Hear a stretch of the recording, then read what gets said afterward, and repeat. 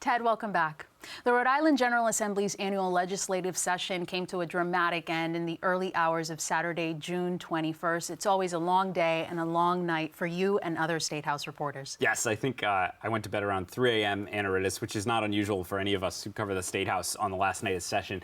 The General Assembly, they leave so much to the last minute. I want to say the House and Senate took roughly 300 roll call votes in less than 12 hours Friday into Saturday.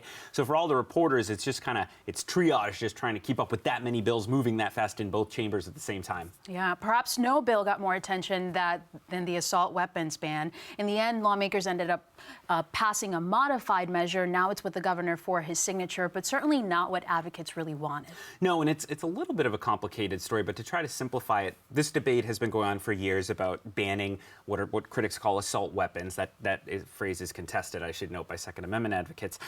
Finally, this year, for the first time, the House actually passed a full ban on sale, purchase, possession of these weapons. But the Senate Judiciary Committee, as has been the case for years, did not have the votes for that. And then the new Senate President, Val Lawson, who supports the bill personally, refused to go around the Judiciary Committee and put the bill on the floor some other way. So the top Senate leaders at the last minute came up with a compromise, which was to ban the sale and purchase of those weapons in Rhode Island, but not possession. The Rhode Island Coalition Against Gun Violence, which is pretty influential up there, they fought all week for the full House ban. But by Friday night, it was clear that the only thing that might pass is the Senate bill, and House leaders decided they put that on the floor. It came up for votes with sort of the argument that something was better than nothing, and that this was still progress in their eyes. And advocates are already saying that they're going to come back next year and push for an expanded bill that also bans the possession of these firearms. Now let's turn to the state budget, also making big headlines. An unexpected announcement by Governor Dan McKee on June 25th saying that he would not sign the budget bill that was passed by lawmakers. He also said he would not veto it, so it will become law without his signature. This certainly was a surprise to a lot of people. Yeah, I mean, I'd say so. The governor had made some noises toward the end of the legislative session about being unhappy with all the tax and fee increases that state lawmakers had put into the budget. We talked about some of those last week here on the segment, Anaridis, the 2-cent increase in the gas tax, the $4 monthly fee on everyone's health insurance plans, the so-called Taylor Swift tax on $1 million second homes. But calling a news conference to attack the budget was for McKee a pretty dramatic step. Let's listen to what some of the governor had to say at that news conference. We didn't have to raise taxes on anyone in this budget.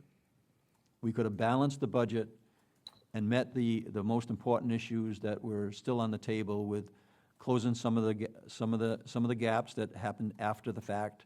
I still stand in a position that says, let's tax people when we need to, but when we don't need to, hold off until we need to.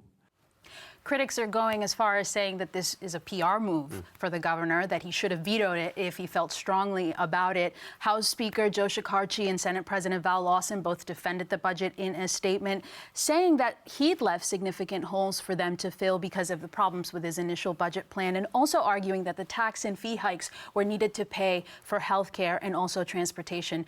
But it all seems very Rhode Island to the voters, right? This interesting dynamic that we see at the State House. Yeah, I mean, part of why it was surprising, is because the governor has really prioritized good relations with the General Assembly for the last 4 years, so this felt kind of out of character. I do think the policy disagreement is real about whether those tax and fee increases are necessary, but you can't avoid the politics here. I mean, Speaker Shekarchi is being widely discussed as a potential candidate for governor next year. Well, Governor McKee wants to be a candidate for governor next year, and so I do think this was also partly a way to put a little political distance between the two of them, and for McKee to get a little bit of a shot in at Shekarchi and say, hey, I'm not going anywhere. Interesting to see how all of this unfolds. It will be. Thank you for being here, Ted. Good to be here.